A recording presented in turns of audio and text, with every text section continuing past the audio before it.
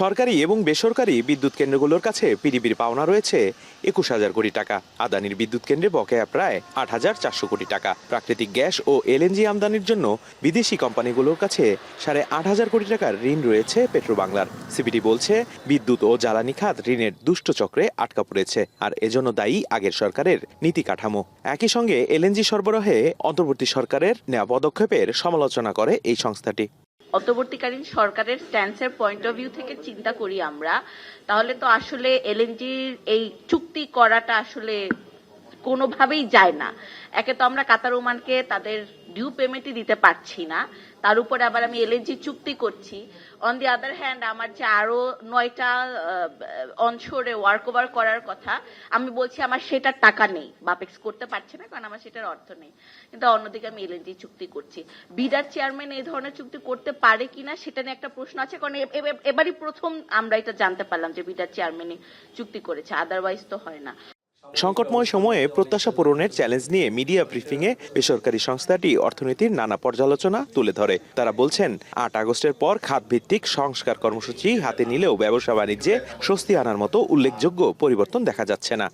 আর্থিক সংকলনের ক্ষেত্রে যে ন্যায্যতা, সেই ন্যায্যতাটা বিনষ্ট করা উচিত নয়।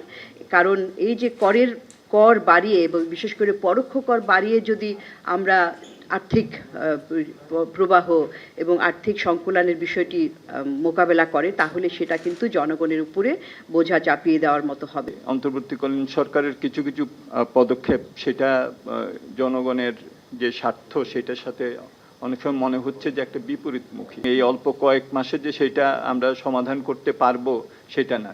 অক্টোবর পর্যন্ত রাজস্ব আহরণের প্রবৃদ্ধি মাত্র ৩.৭%। রাজস্ব আহরণের এই ধারা অব্যাহত থাকলে আগামী মাসগুলোতে রাজস্ব আদায় বাড়াতে ৪৫% হারে প্রবৃদ্ধি প্রয়োজন।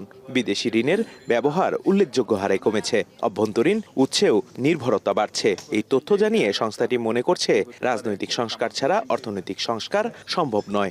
অনেক ধরনের সংস্কার প্রস্তাবনার কার্যক্রম না, অনেক প্রস্তাব কমিশন করেছেন, সেগুলো প্রস্তাব আসছে, এগুলো কিন্তু ওনারা বাস্তবায়ন করবেন না, এগুলো বাস্তবায়ন করবেন নির্বাচিত সরকার। তো এই ধরনের অনিশ্চয়তার মধ্যে কোনো ধরনের বিনিয়োগ হয় না। আর্থিক দিক থেকে একটা প্রত্যাশা চাপ, এটাকে অস্বীকার করা যাবে না। গত 3 বছর ধরে মূল্যস্ফীতির চাপে কেবলমাত্র প্রান্তিক উপান্তিক মানুষরা না, স্থির আয়ের মানুষরা না, নিম্ন মধ্যবিত্ত একটা বড় ধরনের চাপের মধ্যে আছে। অর্থনৈতিক সক্ষমতা অর্জনে দুর্বল ব্যাংকের ব্যাপারে কঠোর সিদ্ধান্ত সহ ব্যাংক খাতকে পুনরুদ্ধার করতে বেশ কিছু পরামর্শ তুলে ধরে প্রতিষ্ঠানটি। তথ্য মাসাজ করার যে একটা কালচার তৈরি হয়েছিল এবং সেখানেই তো লুকোচুরিটা শুরু হয়েছে, ওখান থেকে আমাদের বের হয়ে আসতে সময় লাগবে। দেবরাজ দেব, এখন, ঢাকা। শিয়া বাটার ও ভিটামিন ই সমৃদ্ধ lily glam beauty soap. Lily, always beautiful.